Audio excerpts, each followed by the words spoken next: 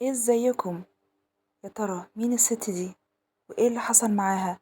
هنعرف مع بعض، بس قبل اي حاجة ما تنسوش السبسكرايب واللايك للفيديو وتفعيل الجرس. ويلا نبدأ قصتنا النهاردة.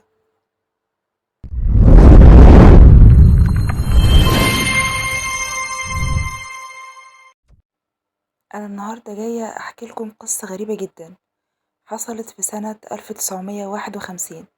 والقصة ما فيهاش تفاصيل كتير، بس هتخليك تقول انها من الخيال واستحالة تحصل في ارض الواقع، بس هي حقيقية وحصلت. الظاهرة دي من أغرب الظواهر اللي سمعت عنها في حياتك وفي حياتي أنا كمان، وممكن تكون غير منطقية وشبه خيالية. فيلا بينا نبدأ ده. سنة 1951 كان في ست كبيرة في السن عايشة لوحدها، اسمها ماري ريزر.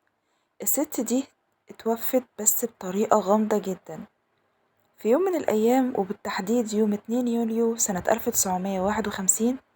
صاحبة الشقة اللي عايشة فيها ماري كانت رايحة لها عشان تودي ليها طلب، بس فجأة لقت حاجة غريبة. الست صاحبة الشقة وهي بتخبط على الباب حست بحرارة شديدة طالعة من مقبض الباب، ودي حاجة مش عادية.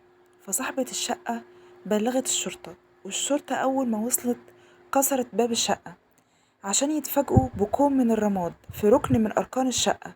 والركن ده بالتحديد كانت متعودة ماري تقعد فيه دايما. انت في الأول هتقول عادي كرسي وولع مثلا أو ماس كهربا، بس تعالى بقى أقولك الكبيرة.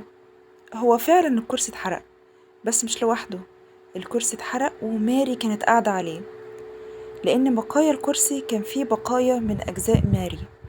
يعني مثلا زي جزء من العمود الفقري ورجليها الشمال وكمان الجمجمة اللي في حجم قبضة الإيد. برضو هتقولوا عادي، الموضوع طبيعي ووارد ومفيهوش أي حاجة مريبة، حريقة زي أي حريقة. طب لو هنفترض إن دي حريقة عادية، المفروض يكون في خساير تانية في الشقة، بس دي محصلتش غير في ركن واحد بس. الركن ده اللي كان موجود فيه كرسي ماري وماري نفسها لما كانت قاعدة عليه. في اللي قال إنها حادثة انتحار، واللي قال قتل، واللي قال ماس كهربا، واللي قال احتراق ذاتي. وهنا بقى اللي جاية أكلمكم عنه النهاردة. بعد التحقيق في الحادثة اتضح إنها حصلها احتراق ذاتي. دي ظاهرة ممكن تسمع عنها في حياتك من غير أي سبب، بيتحرق بطريقة مختلفة. يعني لو انت اتلسعت من حاجة بيكون من بره الجسم، إنما هنا بيكون من جوه لبره، مش العكس. غريب مش كده؟ في ناس بقى بتفسره تفسير علمي يكاد يكون مقنع شوية، بس مش بنسبة 100%.